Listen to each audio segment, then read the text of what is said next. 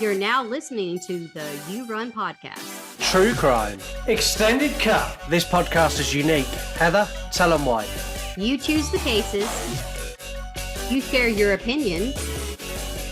And I hit you with mine.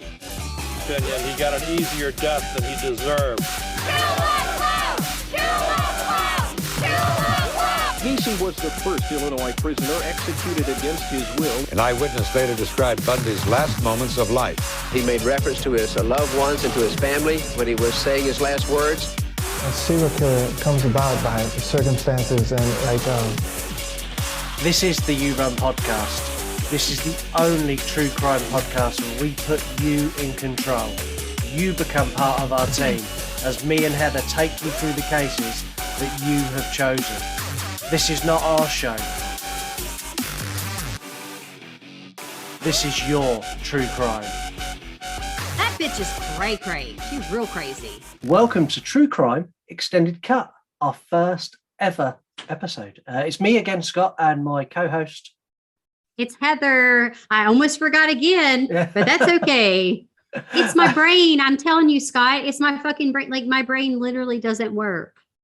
That's fine. That's fine. It's fine. It's fine. Yeah, It's Heather. I don't mind. So this is the show where it's part of True Crime. This is the show where we take a deeper dive into our previous case, give you stuff that when me and Heather record, we go off on tangents and we go way deep into certain things. And then when we come to releasing the episode and I go through and edit, I take a lot of these out. But I feel that you kind of need to know a lot of the stuff that me and Heather talk about. So we decided to give you a midpoint episode where we give you all of that stuff that we don't normally give you in the episode. This month's case was Ed Gein. If you've not listened to that episode yet, I would suggest you go and listen to that first. So if you're here and this is the first time you've listened to our show, yes, thank you very much for tuning in. Go back an episode and listen to Ed Gein before you listen to this. We're going to dive into some stuff that we didn't really too deeply on the show. First thing I want to touch on is religion. So his mother was incredibly religious and had Ed read passages from the Book of Revelations. And I said on the show I wanted to talk about it. So I was raised Catholic. I've done Holy Communion and I've been confirmed, and I'm not a practicing Catholic. I don't even necessarily believe in heaven or hell or any of that stuff. But Old Testament Bible, especially Book of Revelations, is hellfire and brimstone shit. It's horrifying. Yes. The Bible, as the New Testament, as everyone knows that we learn from now, is very Jesus loves everyone, we turn the other cheek. The Book of Revelations is vengeful God. This is fire and brimstone stuff. When is that okay to read that to a child, a young impressionable child? Okay, so get in on the religious aspect of it, because I same as you, I was not raised Catholic, okay, but I was raised in Southern Baptist and also Pentecostal, because my grandparents were Pentecostal, and then I had another set of grandparents that were Southern Baptists. And Southern Baptists tend to be they're a little bit scary, okay? Because they're very much about, if you have a tattoo, you're going to hell. If you do this, everything you fucking do is bad, right? So as growing up and becoming an adult, I have different beliefs and views on things. I'm not going to say I don't or do believe, if that makes sense, because I'm just much more of a spiritual person. Yeah. So for me, with Ed's mother, she was raised Lutheran. I don't know much about Lutheran, but from what I'm gathering, that it was the form of Lutheranism, that she was raised in was extremely strict. So everything was every thought was bad, every deed, every action, everything was sinful. Yeah. That starts to make me get a little cult-like, because very much so. That's not how religion should be. And I'm not going to go on a tangent in the sense of telling other people how they should believe or not believe. But because you were raised a certain religion, and because so was I, if we're going to go there real quick, if you are a true Christian, you are not to judge and you are not to do these things, right? Yeah. So that's my problem with Christianity. And then we get into shit like this where these people are raised. I don't know anything about Lutheran. Like, no. I was like, what is that? I've never really heard of that religion. But apparently, again, it's very, they basically think that everybody was going to go to hell. Like you're damned forever. You're damned, but you earn your spot in heaven by living a good, religious, God-fearing life, effectively. Yeah, but doesn't most of that sound extremely hypocritical to say like, oh, you're going to live a good religious life, but basically everybody's a whore and a piece of shit is what you're actually saying to people. So how can you're condemning yourself, and so you're not a Christian, if you ask me. Yeah. And so his mom was not a real Christian person to me. No, well, his mother watched someone beat a dog to death, and that didn't bother her. And had no problem with it. Yeah, that's cool. That's not living in the light of God, so to speak, right? That's not living in the eyes of God. That's fucking sadist. Like, you're sadistic. Yeah, and the way she kind of forced religion onto her children is very cult-like, as you say. I mean, I've got kids, and they learn about religion in school. At home, we don't. Religion's not really a big thing in our house. I'm not going to lie. I'm not. I mean, it's not in ours either. So I mean, but it's something that I think, as a child will believe what you tell them to believe. We all tell our kids about Santa Claus, and we tell them about the Tooth Fairy and the Easter Bunny. We can go the same way with religion, and we could tell them that there is an all-powerful robot that lives in the sky, and he will bring you toys every year for Christmas and takes away your teeth. And a child will believe that as the truth, because anything a parent says is true. It's real to them. Well, because they trust in them. And another problem with that religious aspect is the fact that the kids are made to not question.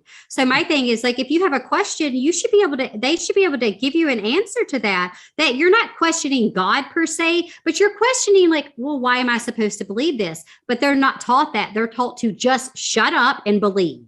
Yeah. But don't question. That's not, again, that is forcing religion on someone. Yeah, and I'm really not a big fan of that. I mean, if any of my kids grow up and they want to be a Catholic, a Christian, a Muslim, you let him. Whatever they want to believe, whatever religion they decide they believe, I'm completely cool with that, because they've made that choice themselves, and they found God or Allah or whoever in whatever way they found that, and I've no issue with that. But at no point should that be forced onto a child, and it shows in this case why you shouldn't force religion on your children. No, because a lot of these so like you have so many different forms of religion. And again, we're talking about her being a hardcore Lutheran. Again, I didn't study a whole lot about that because I wasn't really sure. Like, I only know a little bit about, like, Catholic, like my great grandmother was Catholic, and then Southern Baptist, and then Pentecostal, which they all have different, pretty much all believe different stuff for the most part. I mean, us Catholics are just as bad. I mean, everybody's bad. That's the thing. Like, I remember being sat in Sunday school and they're bashing out the Old Testament at the kids. I remember that. You should not be instilling fear into someone with religion. If anything, you're supposed to just be telling them, like, teaching them. Yeah. That's my thing. And, like, if you have questions, let your children ask. Again, like you said, I don't go to church. My husband has a little bit, his different religious views than I do, but that's not a problem. It's just, I'm different. It's not that I have a problem or don't, you know what I mean? Like, I don't have a problem with it, but I get very uncomfortable. Yeah. So I can't have that forced down my throat. It's not going to happen. No. And I think it's a bad thing for a kid. I mean, it kind of ties into the relationship he had with his mum as well. Absolutely. There's so many things here that I find just bizarre. So he's obviously he's fearful of his mother. He's scared of his mum. Mm-hmm. And then when she got sick, he become effectively her carer and done everything for her. Yep. At this point, do we still think he's fearful of her, or has the relationship dynamic changed now? Is he now in charge? And if mummy gives him a bit too much grief, he just wheels her outside and leaves her there for an hour. How has this relationship developed? Has it become mutually abusive now, or is it still Augusta's still the boss? I feel like Augusta is still the boss. And again, that would explain as to why the crime spree of what he didn't pick up until after she passed away. Because can you imagine that if she were alive, I think he was extremely terrified of her in that sense. And I don't think that he would have wanted to displease her. I mean, I don't think so, because she coddled him. She treated him like, I mean, he's fucking 40 something years old or whatever. And it's like, he's not a baby, but that's what she did. Yeah, she did. And the other thing that I want to touch on is the other potential victims. So Veronica picked up on all of the other potential 4. So he's linked to 9 cases in total, most of which were dismissed as not plausible. The one I'm going to talk about now, he was actually cleared of. They said that it couldn't be him. I don't believe it for a second. So there's a case, Evelyn Hartley. She went missing in 1953 when she was 14, and she sparked one of the largest manhunts in American history at the time. So she went missing. She was 14 when she went missing.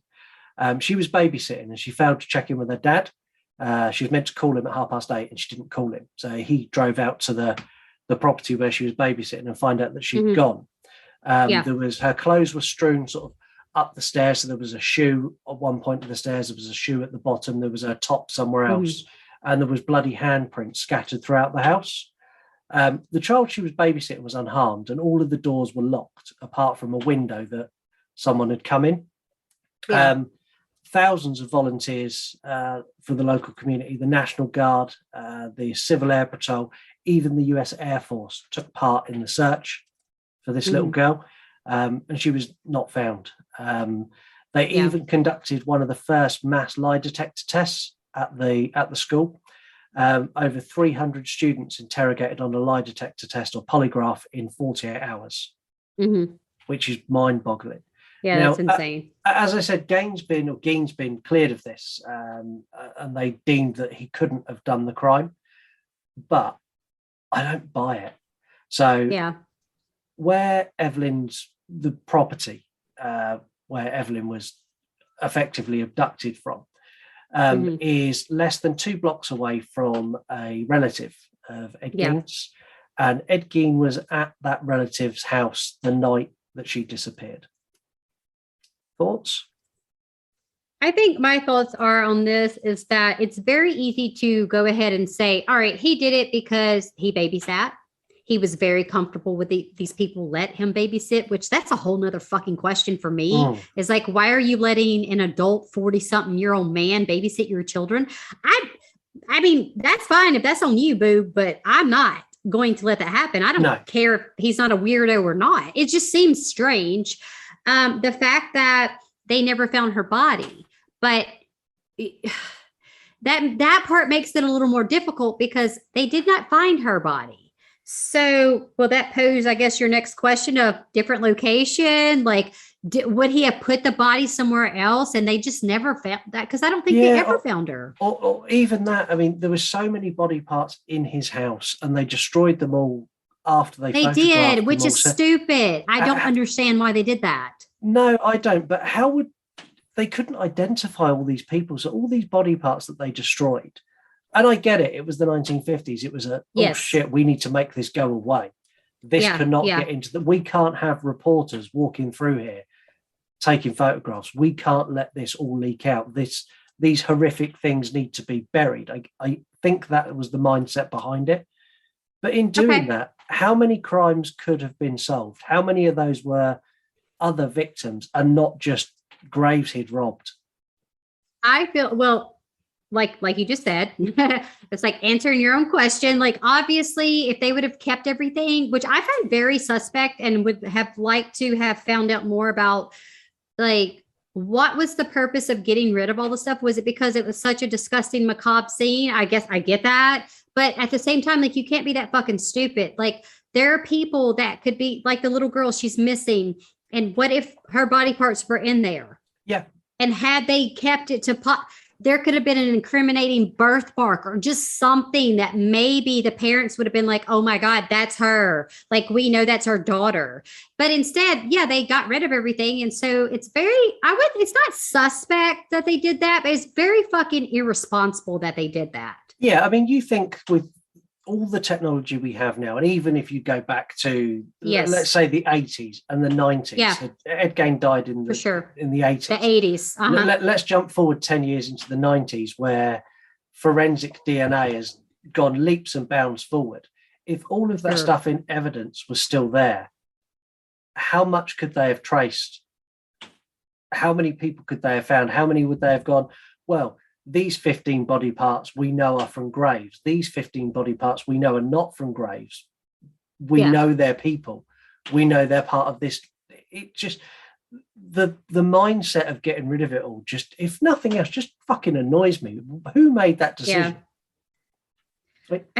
That's the thing. I don't know, because so they knew that certain graves had been robbed because they would have the headstone there or whatever. It would have the names, but it's like trying to put the body parts to that name, obviously, in a house full of fucking nipples and shit hanging everywhere. Like, nobody's going to be able to know unless you kept the evidence, unless you like kept it. And we're like, what can forensics do between like 1957 and 1960 something? Not a lot. Not a whole lot. No. But I just don't get either. It almost makes it's like blowing my brains out that they would have gotten rid of any of the evidence at all. I think it must have been if you put yourself, you are the first person to walk into the Gein house. Yeah. Walking into the only place you come in through the front door, and you went into a little lobby area, and then on the right was the room where he lived, and then the kitchen. So you walk into that scene and you've got chairs covered in human skin, you've got body parts in jars, and you've got lampshades made of skin. It must have been absolute. I guarantee the first person who walked in there turned around and walked straight back out. Oh, I'm sure, because they had never seen anything like that. On top of, would they even have the skills to deal with something like that? I wouldn't have the skills to deal with like even the mentality. Yeah. I mean, like even the mentality of thinking, we're not talking about a seasoned police officer that's seen, because you're going to get crimes like that nowadays. I feel like that is like not even the weird, craziest thing anybody's ever seen, right? Like nowadays it's like, okay, that's been done. We're going to move on to something else. But 1957, that's fucking revolutionary. Like that's insane. So what do? You walk into a house full of fucking body parts and skin lamps, and I don't know what I would do if I were those people either. No. I wouldn't have gotten rid of everything. I'll tell you that. I would have been like, we're going to rope this house off. We're going to protect it. We're going to keep everything. I just feel like they should have kept it. I just still. Yeah. And I'm going to go back to it purely because it just amuses me to hear you say the word, but the 9 boxes of vulvas. Vulva. I'm going to ask a question now that is not my question. It's a question that Lisa asked when I was doing the investigation of this shit. Do you think at any point Ed was using the vulvas for sexual gratification? Yeah.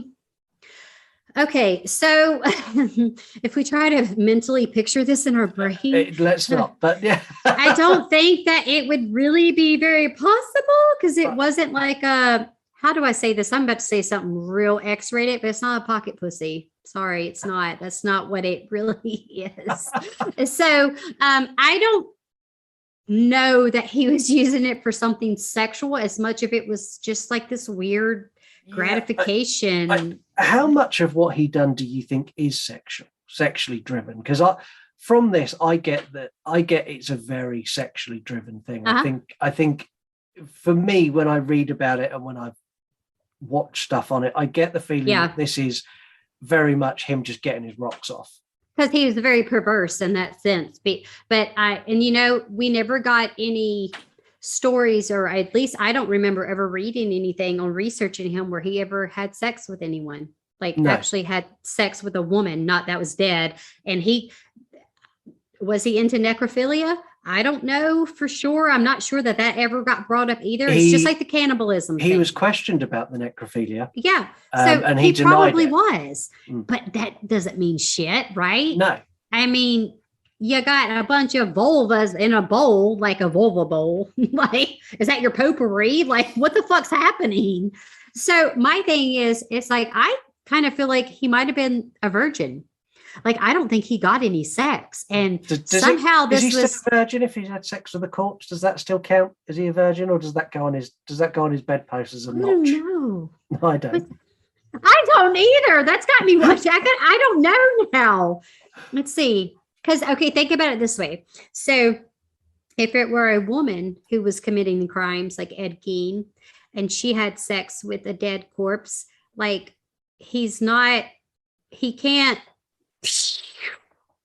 That's my sound of ejaculation, guys. Well, he can't do that, but if rigor mortis is sat in, will it?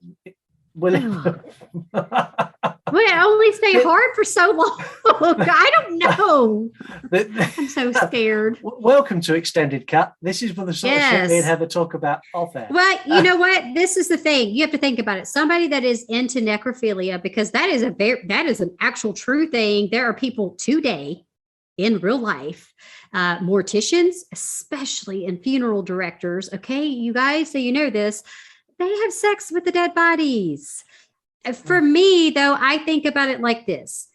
A man having sex with a dead woman, to me, makes more sense. I am not advocating this shit. Please do not have sex with anybody that's dead. No. You need consent, okay? But it makes more sense because that's what you hear about. You don't really hear about a woman having sex with a dead man, you know?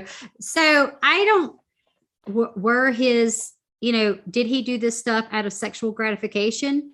I think so, but it was more for like, I don't think that he had ever had actual real sex. So for him, this is what was sexy. Like everybody's got their kinks. I don't know. Yeah, I mean, anyone who's considering necrophilia, I would suggest maybe try prostitution first. Maybe that's better. No, y'all need to do some mental health. Go to a counselor. Y'all don't need to do none of that mess. Look, leave those dead people alone. They dead. They cannot consent, and we do not. I don't like it. Ed Gein, who knows really what went on? Who's to say that? My whole thing is like that you can take a woman, like there's this dead corpse in front of you, whether or not he killed the woman by her, with his hands, and he's cutting her vagina out. My thing is like the skill level of the fact that you cut it out. Yeah, there was probably sexual gratification in that. Not so much of any type of penetrative sex, but I think it just for him, like, whenever he saw the dog get hit or saw the animals get hurt, it aroused him. Yeah. So it's really strange. It's really strange. But this goes into why he inspired the movies he did. So he inspired Psycho, which focuses effectively on his mummy issues. Yes. Personally, I don't like Psycho. I don't either. I'm with you. It's a bit dull. It's very boring. The other ones are better. Yeah, the other ones are better. Texas Chainsaw Massacre, arguably one of the best slashers ever made. It's really good. It's a good one. And that is basically set. What the inspiration for the Texas Chainsaw Massacre that they took from Gein is the house. Mm-hmm. The house, and they used the footage that you can find online of when they found Ed Gein's house. That footage is what inspired the opening shots of the Texas Chainsaw Massacre with the news crew and the that noise. Yeah, and with all the shit hanging and the bones and yeah. Because they were made to be cannibals, right? In Texas Chainsaw Massacre. Yes. But see, that was obviously different aspect because they're really like this family, fucked up, dysfunctional family of cannibals. And we know Ed Gein wasn't like in a family per se. Like it was just he did everything family alone. Dynamic was non-existent. Even with his mother, if anything, he was more of a servant than he was a son. Yeah, for sure. Yes. The other one is Silence of the Lambs, more of a psychological horror thriller than an actual pure horror. One of the best movies you could see Anthony Hopkins in. outstanding. I think so. It's chef's kiss. It's top notch. I love it. It's one of my favorites. Yeah, and Ed Gein inspired Buffalo Bill's character. Yep, because he makes the skin suit. He does. That film's a really, really good film. But Yes. they're not movies that will tell you about Ed Gein. All they are is movies that will give you a glimpse into what his world was. If you mashed all of those three together, you're pretty much there. Yeah, for the most part. You're just not getting the nitty-gritty details, but you're getting a look into, like, if you watch Texas Chainsaw Massacre, like, you're going to get the story of Ed Gein in not so nice fashion. Like, you're going to know, oh, I know what I'm going into. Yeah. Nipple belts and skin suits. That's what I'm going into. If you're unsure of any of those movies, two of them I've reviewed on Horror Movie Review.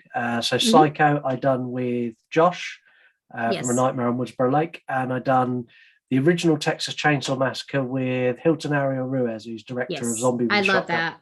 I really like that episode because it's just a good one, and that movie really is good. Not scary to me, but it's a great movie. And that episode, believe it or not, Heather, I looked when I wrote some notes for today. So that episode was the episode that went out before your very first appearance, the very first time we recorded the podcast together. Oh, yes, good. Yeah, that's so long ago. I feel like I've known you for like 500 years. Like, I'm just like, I don't even, what year are we in? Wait, so yeah, guys, it's been a long time. It's been a very long time. Documentary wise, there are hundreds, literally There's hundreds. lot. And there's a lot on YouTube as well that have been made by true crime fans who've gone and stitched together their own documentaries that are really good. Yep. There's a couple that I found that I used for the main case for my investigation that I watched to give me a bit more insight. The one was the Ghoul of Plainfield, and the other one is Ed Gein, the real psycho. Both of which I watched, both of which I enjoyed. Ed Gein, the real psycho, is really good, really, really good. That's on Discovery Plus, that one.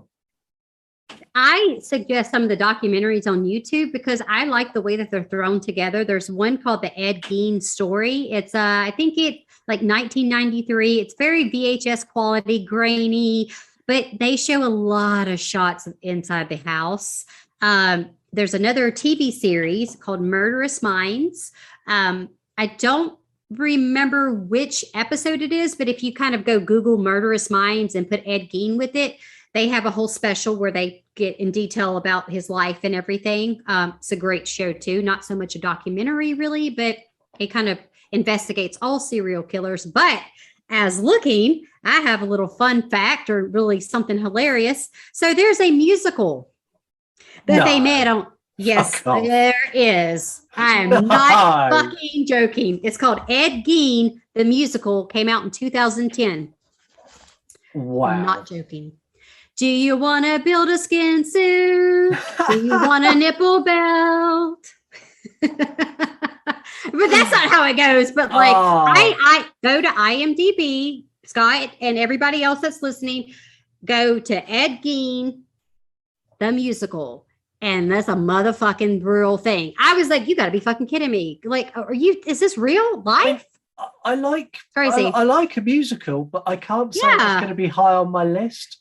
That's going to be a strange one, right? How do you interpret that? How do you do? I got to check it out. I got to see where you can watch it. The other, it'd be like, I've got a vulva in a box. I've got a vulva in a cardboard box. But you always go for the gold. He painted his mother silver. I don't know what's wrong with you. I don't. What did he paint any of the others? Do we know if he painted any other? I think he only because from what I remember reading, and I always remember this weird fact from when I was much younger and kind of got into reading about serial killers. He painted his mother's the silver because she was special. So again, he loved his mommy. So he painted her vulva. It was almost like to symbolize her, like she's special. He must have robbed the grave of his mother. He did, yeah. Yeah. She had died, had the stroke, and then of course he knows where she's buried. And it wasn't long after that, like he's like, I'm digging this bitch up. I need her vulva. It's so strange. He probably didn't actually say that, you guys. Well, But he might have done. But how long?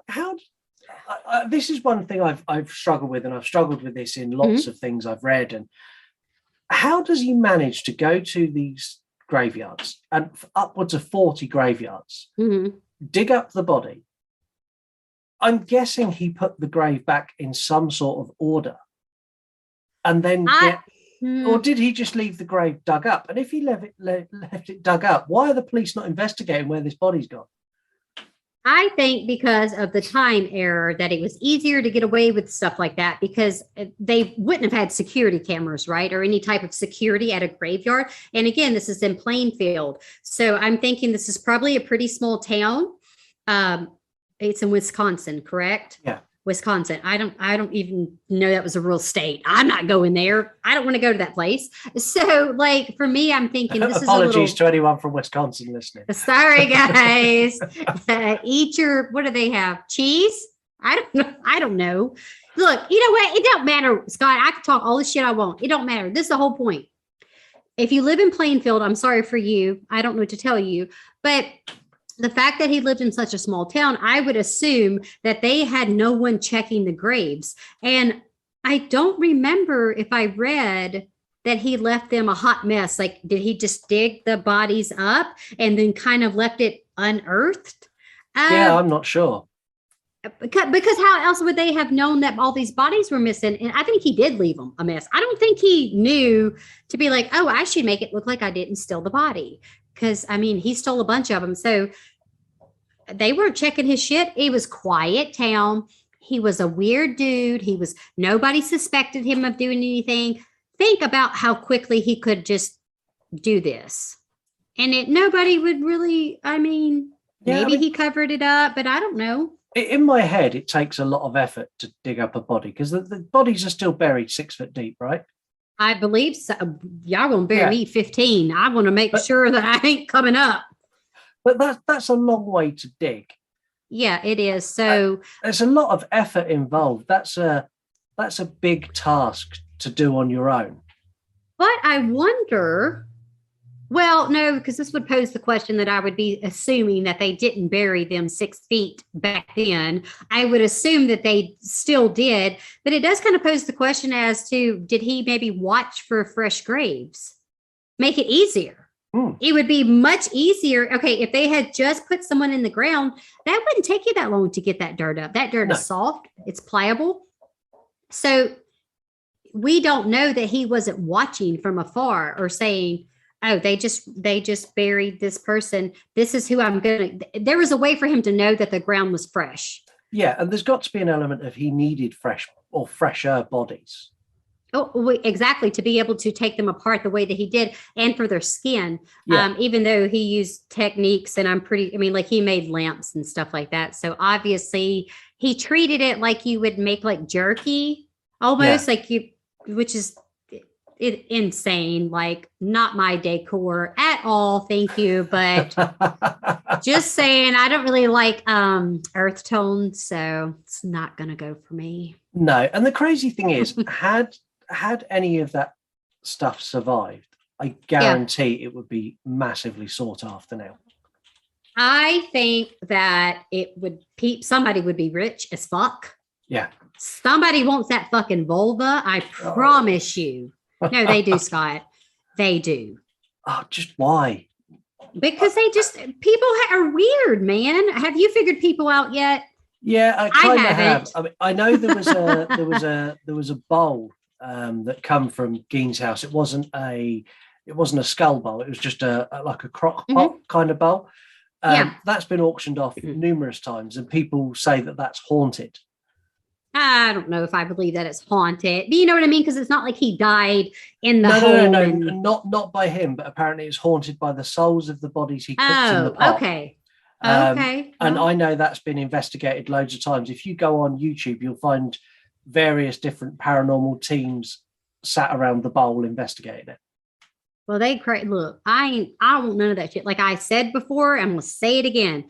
I don't like earth tones. I don't want a bowl of vulvas. I don't wear a belt anyway, and it's not really my fashion. So people that collect that kind of stuff, that's a different level of macabre that I like serial killer stuff, but I like the psychology and that sort of thing about serial killers and true crime. I don't want any of their shit. Keep your vulvas. That's my new favorite word. I swear to God. I'm about to just call myself Vulva Silman. Vulva Silman. It kind of sounds like a 1950s name, right? You could have been friends with Augusta. Augusta and Vulva, BFF. Yeah. Start calling myself this that. case honestly disturbed me a lot. Yeah. I kind of, knowing that it was Texas Chainsaw Massacre and Silence of the Lambs and Psycho, Yeah. I went in expecting it to be horrific. When I got to the list of stuff that was found in his house and then started going through all the stuff that he'd done, and when you take into account the time and effort it would take to skin a person, dry out the skin, then make a lamp, this is not a quick kill. This is someone who's dedicated to causing pain.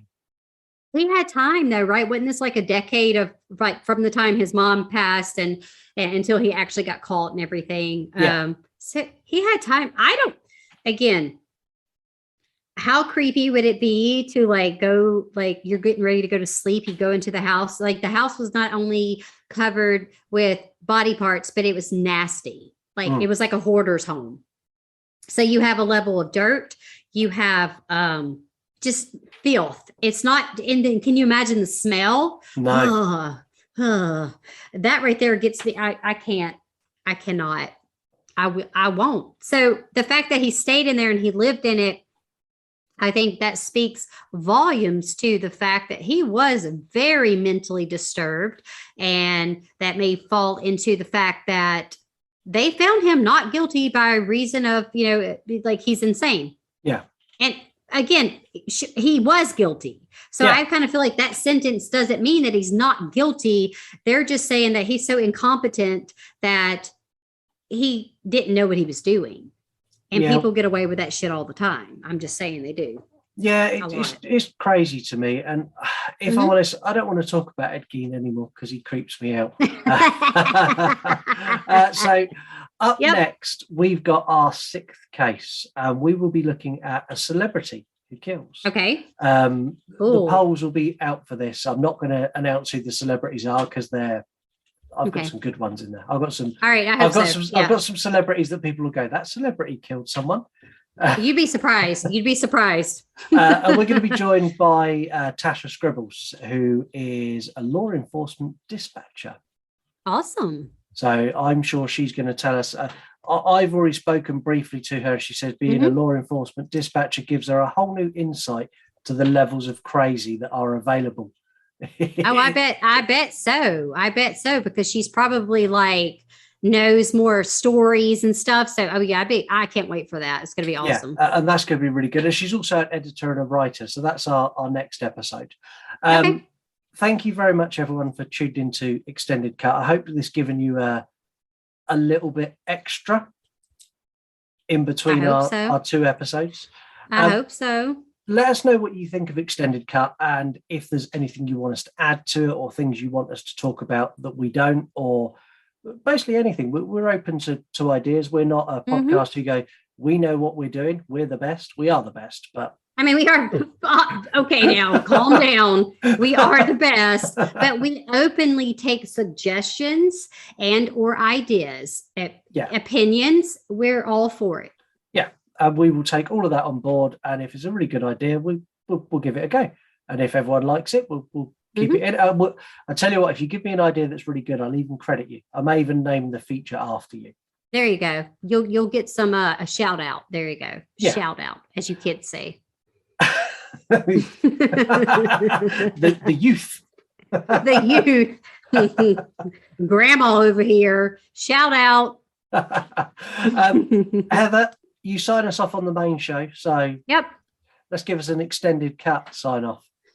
All right. So, of course, we hope that you enjoyed the very first episode of our extended cut on true crime.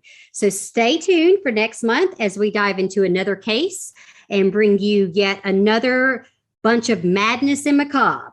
Until next time, stay safe and always stay spooky. Thank you for listening to the You Run podcast. Don't forget, you can get involved in the show in so many ways. All you need to do is head over to yourunpodcast.com. Yeah, you don't want it to sound like you're literally reading from a script. Shit, sorry, Heather. That's right, this is your show. It's fun. It's different. It's like nothing else out there. This is your true crime. This motherfucker.